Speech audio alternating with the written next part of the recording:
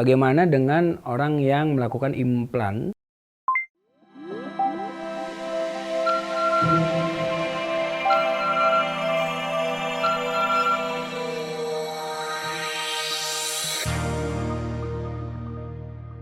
Assalamualaikum warahmatullahi wabarakatuh. Teman-teman yang dirahmati Allah Subhanahu wa taala.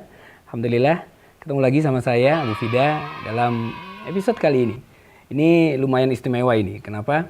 Karena saya itu selalu excited untuk mendapatkan teman-teman baru, yang mana teman-teman baru ini pun lagi semangat-semangatnya untuk mendekat kepada Allah. Sama-sama usaha hijrahnya bareng-bareng gitu, ya. Nah, ini yang ngebuat kita kemudian menjadi tambah semangat untuk menegakkan agama Allah ini dan mencoba menjadi versi terbaik dari diri kita. Nah, teman kita yang satu ini saya kenal baik awal dengan adiknya. Tapi kemudian suatu hari adiknya menghubungi saya. Ustadz, kakak saya mau nanya-nanya soal agama katanya gitu. Saya bilang, boleh, ayo. Saya nggak ngira ternyata kakaknya artis begitu. Nah, pada saat kemudian kita bertatap muka lewat aplikasi, beliau bertanya tentang banyak hal itu saat itu. Dan buat saya, pertanyaan-pertanyaan itu bagus banget.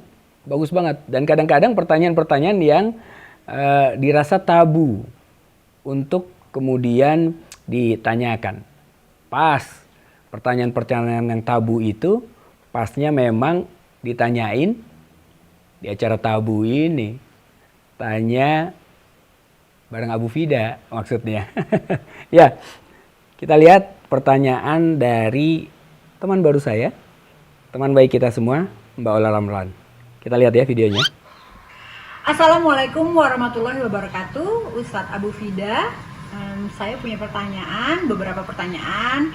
Yang pertama adalah bagaimana hukumnya buat seseorang yang memposting foto kita. Mungkin dulu kan kita belum berhijab, kemudian ada foto-foto kita sebelum berhijab, walaupun tidak foto-foto seksi, hanya foto yang kita kelihatan rambut, kemudian tidak menggunakan mungkin pakaian tertutup seperti sekarang. Nah, itu bagaimana hukumnya? Apakah boleh repost ataukah boleh kita tegur orangnya, ataukah bagaimana baiknya? Makasih Ustaz. Nah, yang kedua, pertanyaan berikutnya adalah bagaimana hukumnya buat seseorang yang memiliki tato di seluruh tubuh badannya.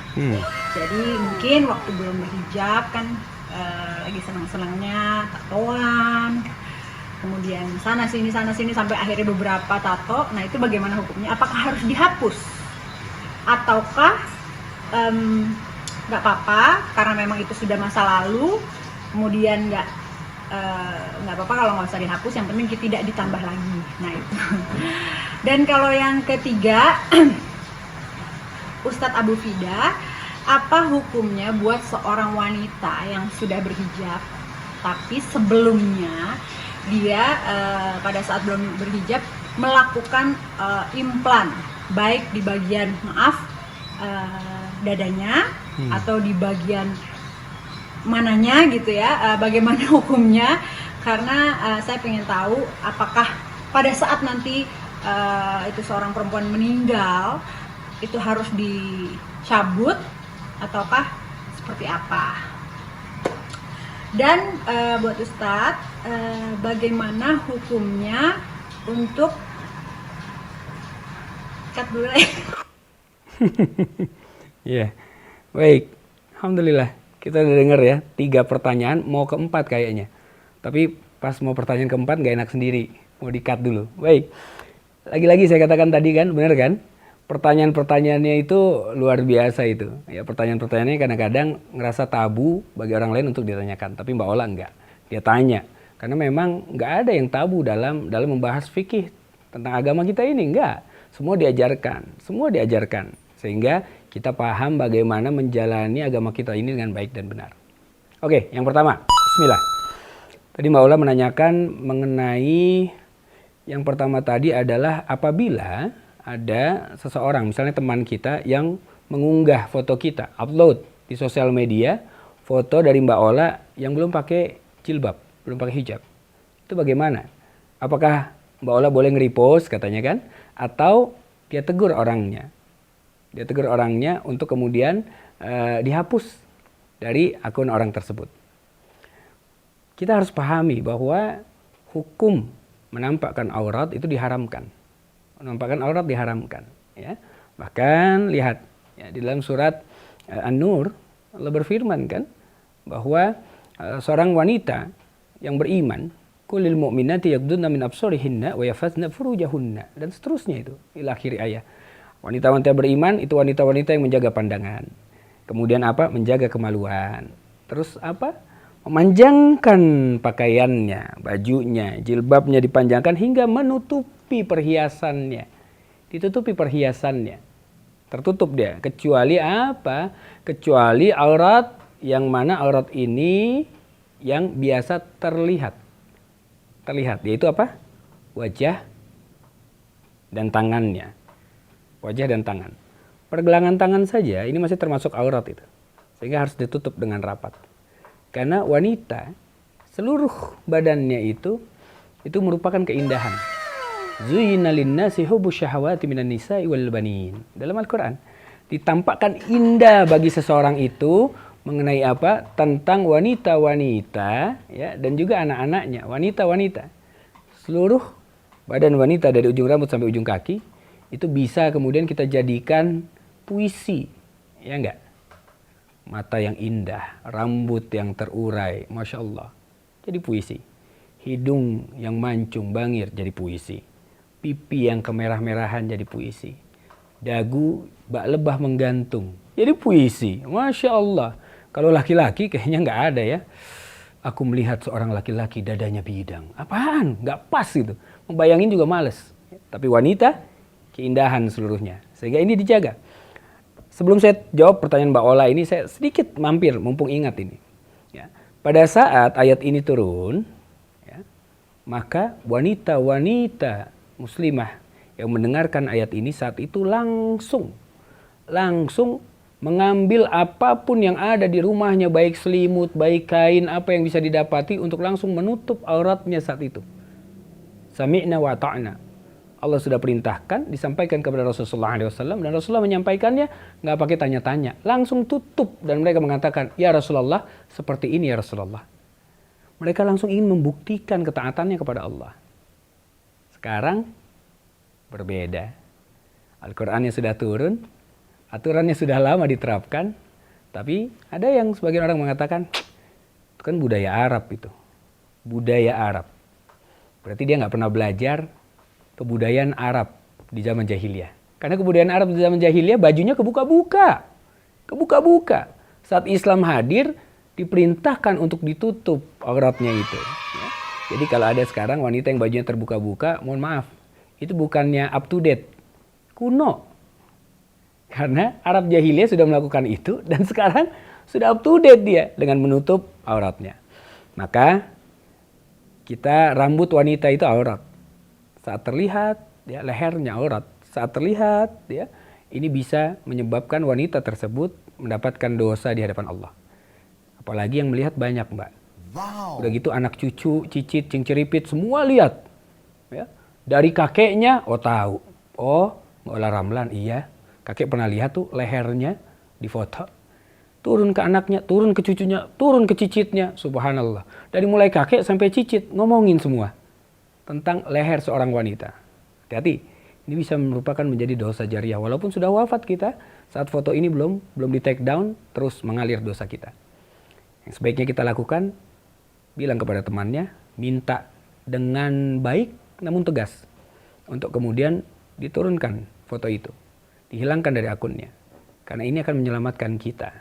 Lebih baik dibilang gak asik sama teman daripada apa? Dibilang gak taat sama Allah. Bahaya ini. Ini yang pertama. Kemudian yang kedua, pertanyaan mengenai tato, ya, tato. Sebuah hadis Rasulullah SAW. Ini pertanyaan kedua dan ketiga saya gabungkan menjadi satu karena hadisnya satu itu, ya, bahwa Allah melaknat orang yang menato tubuhnya dan yang meminta untuk ditato, yang membuat tatonya dan meminta untuk ditato, dan juga Allah melaknat orang-orang yang merubah bentuk dari tubuhnya, wajahnya, dan lain-lain. Tato dan berubah bentuk. Ini korelasinya sama nih ya, berhubungan nih. Jadi yang bagaimana tato ini harus dihilangkan apa enggak? Pada saat dia bisa dihilangkan dengan mungkin teknologi modern yang lebih canggih lagi, sehingga dia bisa hilang tanpa menimbulkan sakit yang berkelanjutan, atau menimbulkan penyakit-penyakit susulan dampak efek samping dari apa? Dari pengobatan yang dilakukan, maka itu diperbolehkan. Kalau nggak ada efek lain. Tapi kalau ternyata masih ada bahaya, bahkan bahayanya lebih besar, maka boleh untuk tidak dihilangkan, namun dia lakukan taubatan nasuha. Jangan nambah walaupun 1 titik lagi, jangan. Ya.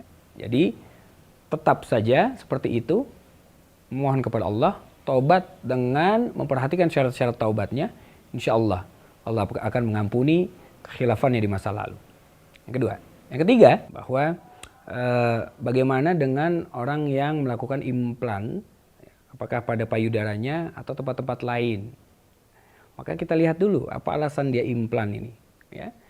Implan ini bisa kemudian diperbolehkan, bisa juga dilarang. Ya, dilarang.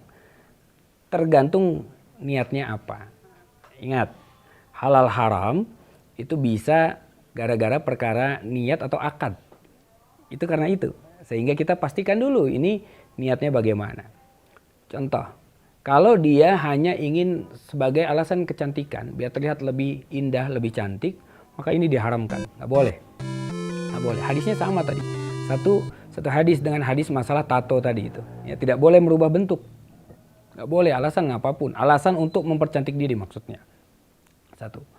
Namun hal tersebut dibolehkan apabila ada satu kasus, ya, special case. Misal, ada pernah seorang bertanya kepada lembaga fatwa Arab Saudi. Ya, pada saat ditanyakan, beliau mengatakan beliau punya istrinya mempunyai satu penyakit, yang mana kemudian penyakit ini menyebabkan payudaranya itu kemudian mengecil. Kecil seperti laki-laki jadinya. Sehingga kemudian istrinya menjadi depresi, down gara-gara itu. Ya. Dan suaminya pun menjadi down. Karena menurut suaminya, menurut dirinya, bahwa salah satu keindahan yang dianugerahkan oleh Allah Subhanahu wa Ta'ala kepada wanita adalah payudaranya dibedakan dengan laki-laki.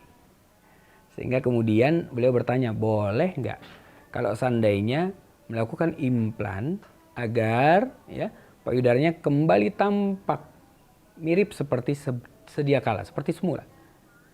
Kemudian dijawab oleh lembaga fatwa Saudi, dikatakan kalau ini alasannya maka boleh, diperbolehkan. Kalau ini alasannya, ya. Tapi kalau alasan lain, apalagi untuk mempercantik diri saja, nggak ada alasan yang syar'iyah begitu, maka tidak diperbolehkan.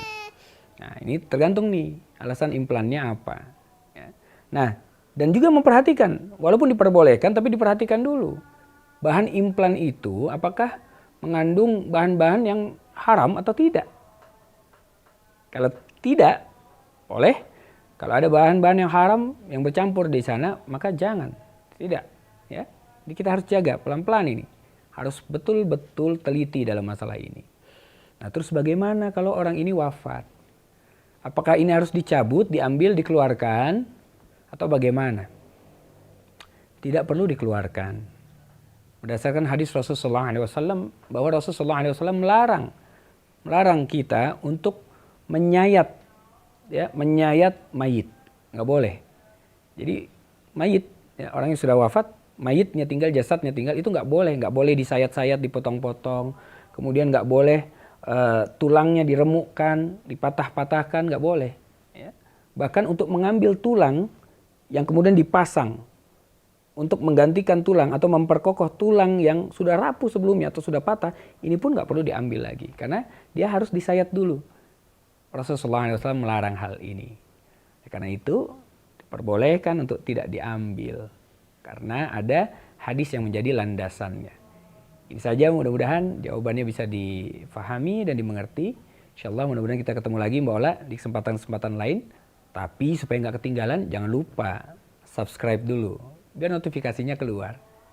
Saya Abu Fida, Tabu Tanya bareng Abu Fida.